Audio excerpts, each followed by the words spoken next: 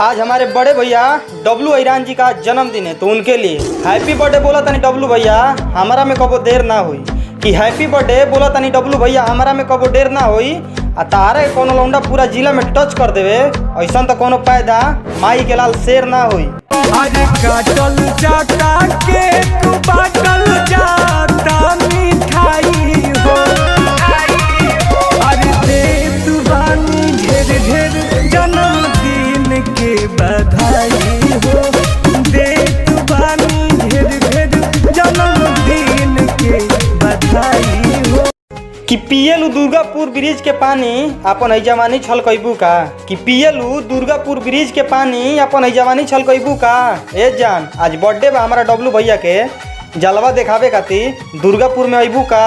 मनतावे birthday 18वां घरवा, जान हो जरूर आई